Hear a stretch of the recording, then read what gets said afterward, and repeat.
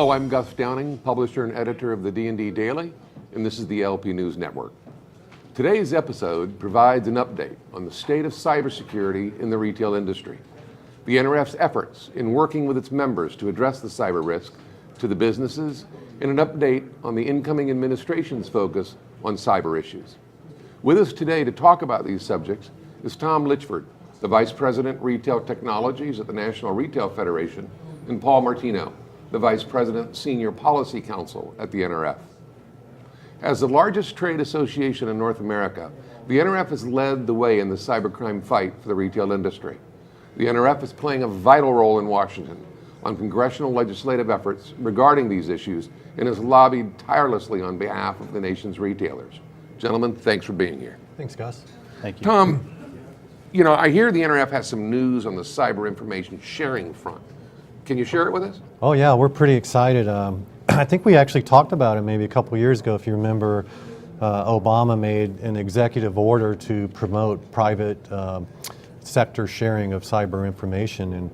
And within that order, he kind of established a couple of things. One was the ISAO standards org. So ISAO is an information sharing and analysis organization. And it also established the NCIC within Homeland Security as the point of providing information. So with that, what we did is we've worked closely with the ISAO standards org to develop what an ISO would look like. And then in October, NRF was actually recognized as one of the first retail ISAOs out there. So we're pretty proud of that. Yeah, you should be. You should be. That's excellent. Thank recognition. You know, congratulations on all that. I mean, that was a lot of hard work over a couple of years. Right. Yeah. You know, I know that information sharing is viewed as one of the most critical components of an effective cybersecurity program. With that and EMV somewhat behind us, what else have you been up to since we met last year? Right. So you always have to bring up EMV with me. Yeah, absolutely. So just real quick on the EMV, obviously we kind of like to hope it's behind us. Obviously we've gone through a lot of work. I think it's kind of ironic that Visa and MasterCard have announced a delay for their own financial organizations because they couldn't get the hardware in time, which is what we were kind of arguing for the retail side too. So they didn't make it very easy on us to get EMV out. And like I said, it is somewhat behind us. We're still dealing with some of the chargeback issues. Obviously the FTC investigation into the practice around debit routing. But other than that, I think retail has done a really good job of probably in the 95 percentile of putting P2P encryption in, which we feel is much more capable of handling the cyber security that we need for credit cards than EMV was ever designed to do. So we're feeling good there. I think there's still some issues with smaller retailers that we have to deal with and handle there. But other than that, like I said, it's ironic that Visa does that. And then specific to cyber too, they have all this intelligence that they have chosen to market for a cost, whereas you know, at NRF we don't choose to monetize cyber intelligence. We provide it freely to our members. But that said, other things that we've been focused on now that we're getting that threat surface under control, this year we partnered with DHS and did Cyberstorm 5, which I believe there's some public reports available on that, but retail was one of the industries picked. NRF led the way working with DHS to pull that off. About 20 retailers actively participated in it, and it was a very realistic scenario that we put out there, and I won't name any names, but you know, the interesting thing is if you just did the normal stuff you always do, you quickly went down the hole. And we had stores or retailers with like 20, 30 stores offline very fast. And, can you explain Cyberstorm? Yeah, so Cyberstorm was a national exercise of our cyber defense. Right. And so again, it was a very realistic exercise, even though it was an exercise. And how many retailers participated? So about 20 active participants, and then the rest were passive. But like where I was going with that, we had several stores, you know, offline in an exercise. I will say a couple funny things that came out of that is the DOJ, so the government was also participating in it, and the DOJ had their entire, every PC they owned pretty well bricked within an hour. So we didn't do quite as bad. And retail actually was the first group to figure out what the problem actually was.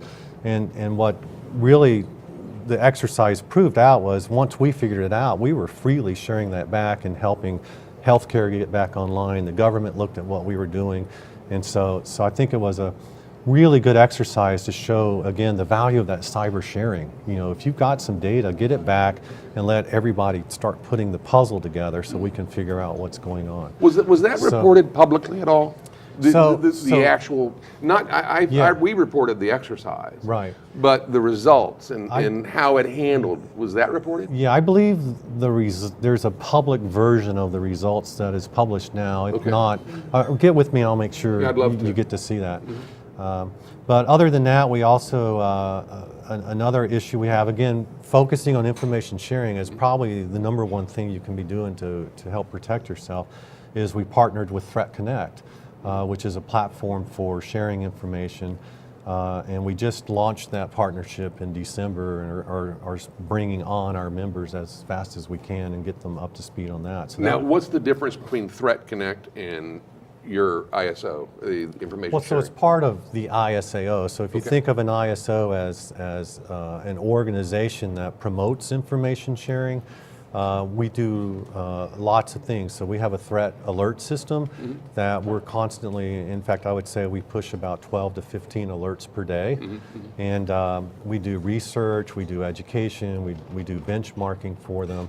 And again, to continue to promote that information sharing, with the Threat Connect partnership now, they have a community and a platform that they can go on and look at all this technical, what we call indicators of compromise.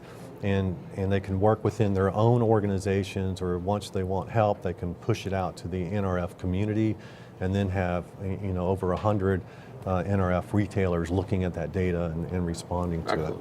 So, and then just another thing that's been a big request for us, I think the big breaches generically or are known to come through third-party weaknesses.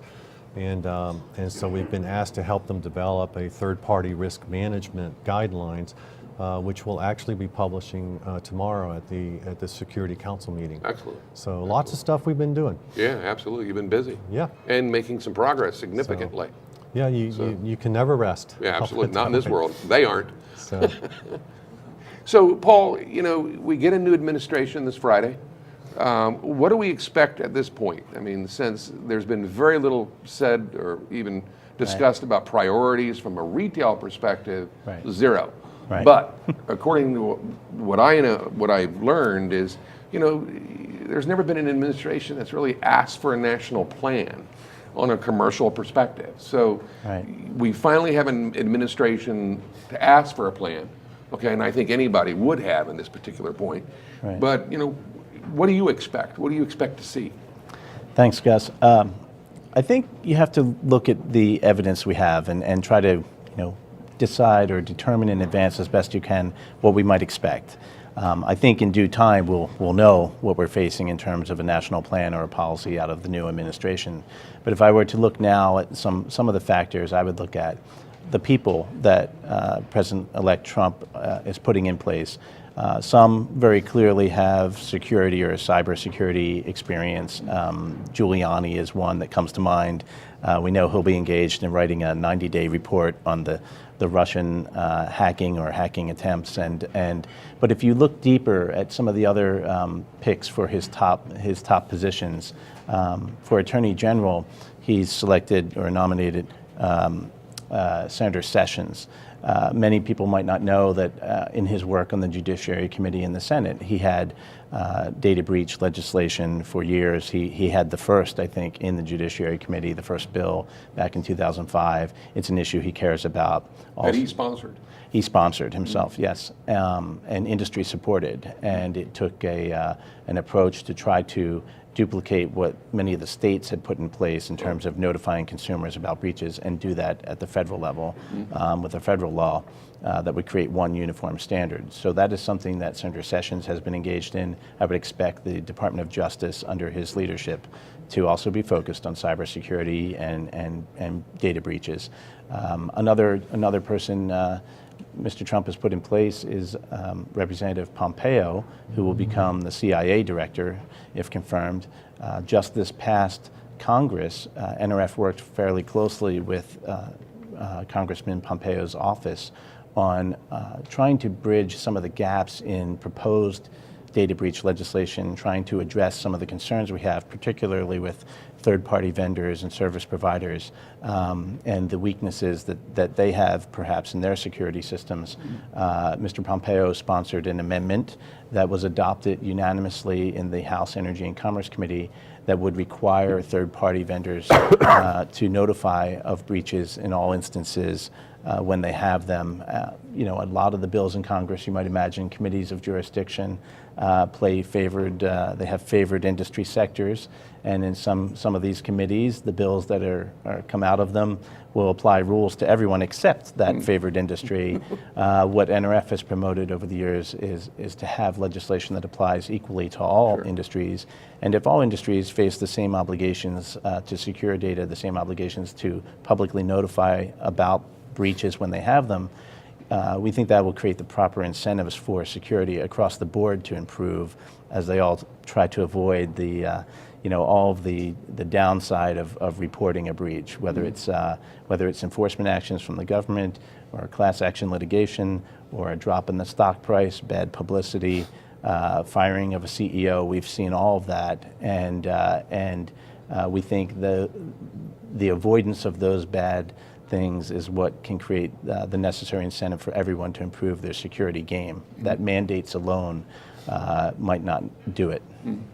You know, and we discussed at the CISA 2015 last year, which was great progress in removing the barriers to sharing cyber information. Right. But with data breach notifications still a mess, with 47 different state laws, plus the District of Columbia.